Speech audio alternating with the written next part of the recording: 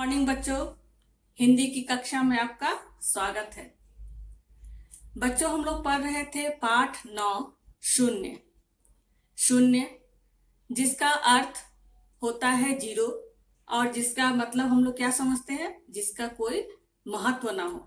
लेकिन वही शून्य अगर हम किसी अंक के आगे लगा देते हैं, अंक मतलब 1 2 3 4 किसी के आगे लगाते हैं तो क्या हो जाता है, उसका महत्व बढ़ जाता है।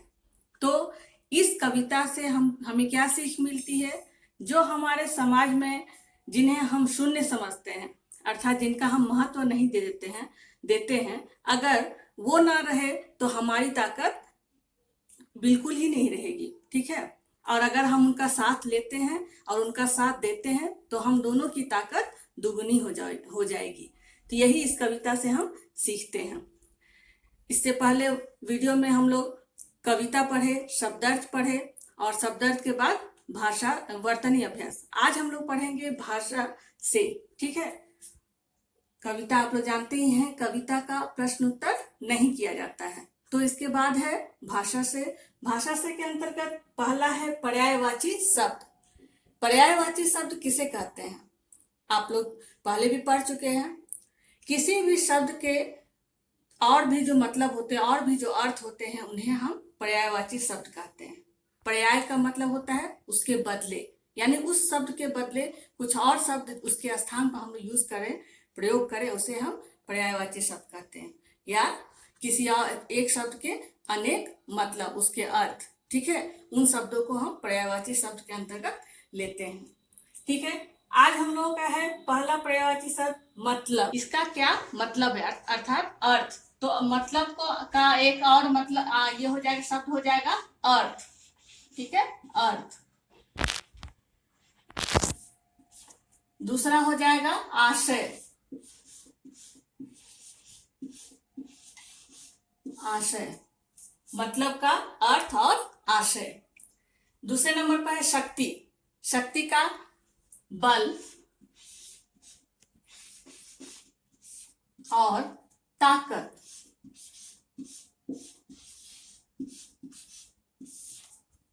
निश्चय। निश्चय का आपकी पुस्तक में एक ही दिया गया है, पक्का इरादा। ये एक ही शब्द है, ठीक है, पक्का इरादा।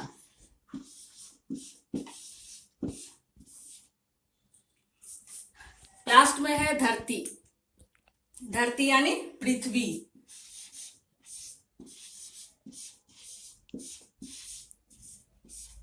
और जमीन।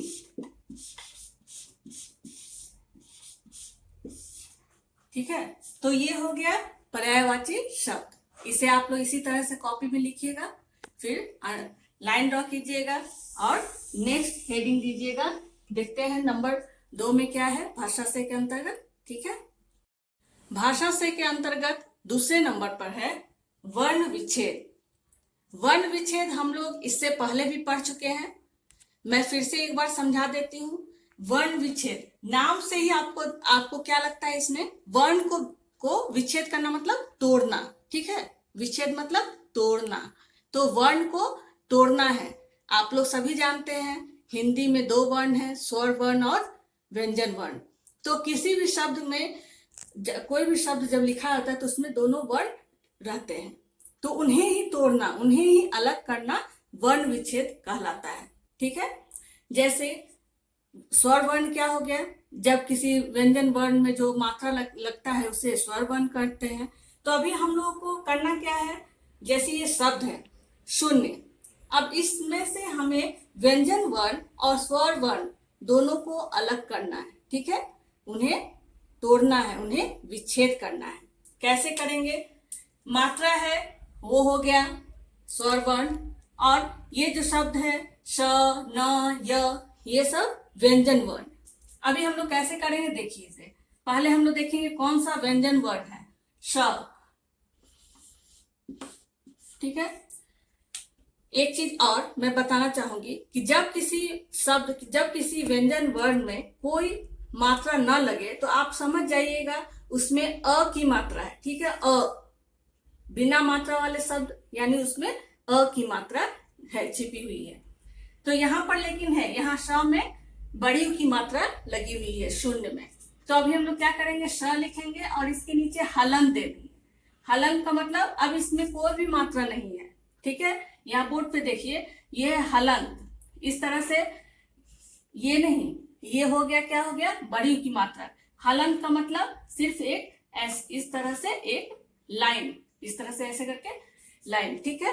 तो ये हलन की मात्रा है। इसका मतलब क्या हो गया, अब इसमें कोई भी मात्रा नहीं लगा हुआ, कोई भी स्वर वर्ण इसमें नहीं है। अब ये सिर्फ अकेला श है, ठीक है, सिर्फ अकेला श। और इसका उच्चारण कैसे करेंगे, श, ठीक है, श नहीं कहेंगे, क्या कहेंगे, श, ठीक है।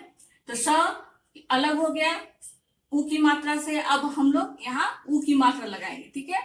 कौन सी मात्रा है, बड़ी ऊ की मात्रा है, तो यहाँ लिखेंगे बड़ी ऊ, इस तरह से, ठीक है। और स्वर वर्ण में कोई भी मात्रा नहीं लगेगी, या ना ही हलंत, क्योंकि अपने आप में ही एक मात्रा है, ठीक है। ये ध्यान दीजिएगा, जिस तरह से यहाँ हलंत हम लोग व्यंजन वर्ण में लगा रहे हैं, स्वर वर्ण में वो हलन नहीं लगेगा, ठीक है। समझते जाइए इसे आप। फिर लिखेंगे जोड़, प्लस का हम लोग चिन्ह देंगे। इसके बाद लिखेंगे, देखेंगे क्या है, न या संयुक्त। ये जो न है और ये दोनों मिल जुड़े हुए हैं। तो पहले हम लोग न को, न अर्थात न जो है वो आधा है ऑलरेडी, ठीक है। ये हलन का मतलब ये सब, ये जो व्यंजन वर्ण है ये आधा है, उसी तरह से न आधा ही है, ठीक है, क्योंकि ये इससे जुड़ा हुआ है और इसके साथ कोई भी मात्रा नहीं लगेगा। तब हलंत, न हलंत लिख देंगे और इसके बाद लिखेंगे कि जिससे जुड़ा हुआ है य, ठीक है, य हलंत। य क्या हो गया, हलंत हो गया, अर्थात वो भी आधा हो गया, या उसका उच्चारण भी कम हो गया।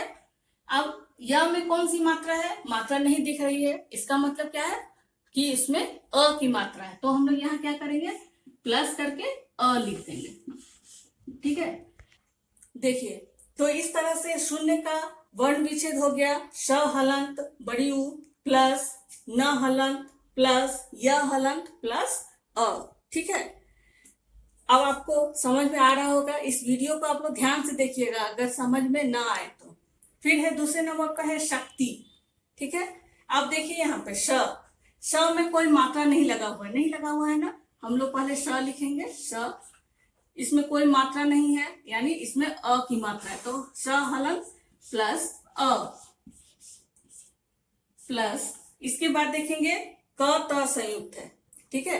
तो पहले क लिखेंगे, क आधा है तो उसमें भी केवल हलन दे देंगे और अब आ जाएंगे हम लोग त पर। त हलंत होगा। अब देखेंगे कि इसमें कौन सी मात्रा लगी हुई है, इसमें कौन सी मात्रा है, ये छोटी की मात्रा है, तो हम लोग यहाँ लिख देंगे छोटी, ठीक है। तो ये हो गया शक्ति का वर्ण विच्छेद। इसके बाद है निश्चय। निश्चय में भी ठीक उसी तरह, न देखिए, न में क्या है, किसकी मात्रा, न में छोटी की मात्रा है, तो न हलन, फिर जो इसकी मात्रा है हम लोग उसे लिखेंगे छोटी, प्लस अब आ जाएंगे दूसरे नंबर पर, ये जो है स च संयुक्त है, तो पहले स लिख देंगे हलन, इसमें कोई मात्रा नहीं लगेगी क्योंकि ये आधा है, ठीक है। अभी च में च आ जाते, च लिख देंगे, च हलंत होगा, चूंकि इसमें कोई मात्रा नहीं है तो क्या होगा, यहाँ पे अ की मात्रा, तो यहाँ लग जाएगा अ, ठीक। फिर आ गया य में भी कोई मात्रा नहीं है तो क्या करेंगे हम लोग, य हलंत और अ।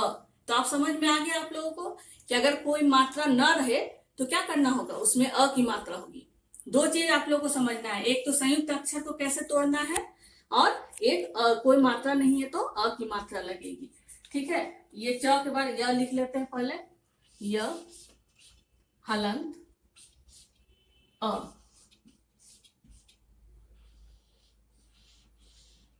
ठीक है।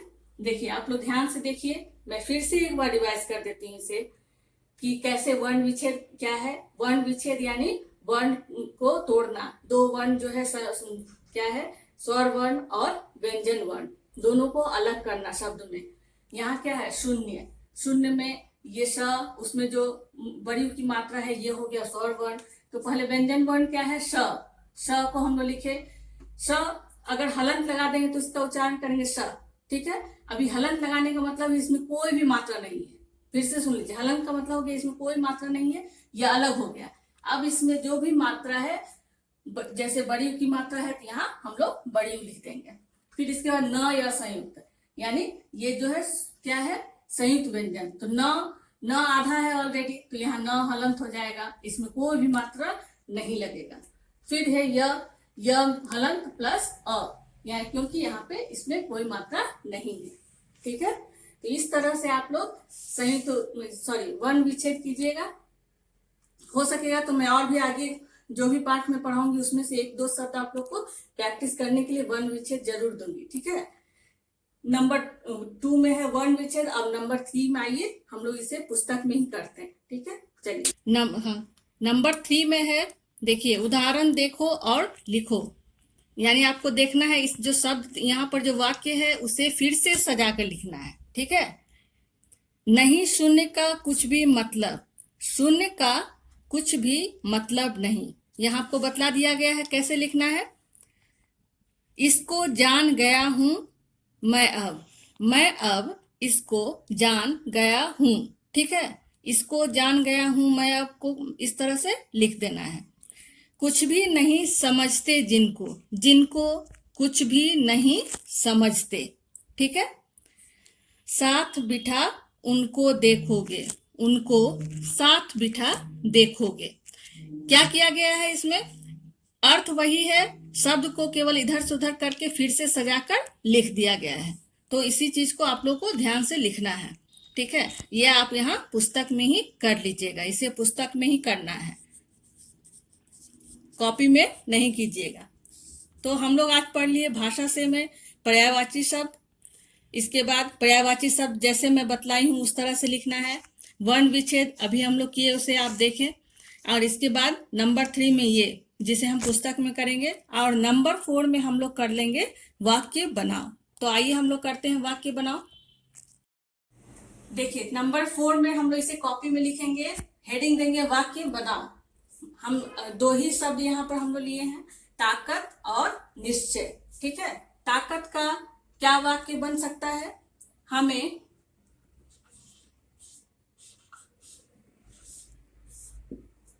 अपनी ताकत का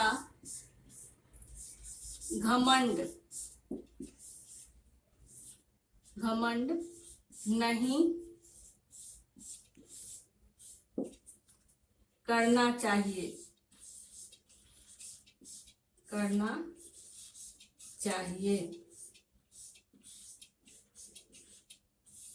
पूर्ण विराम। ठीक है, अभी ताकत जो है, जो शब्द है उसे हम लोग अंडरलाइन कर देंगे।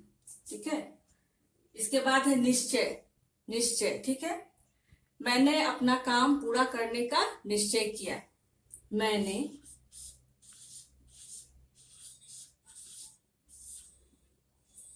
अपना काम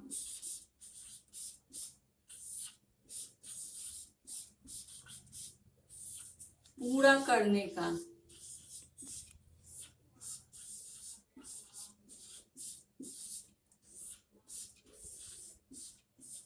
निश्चय किया।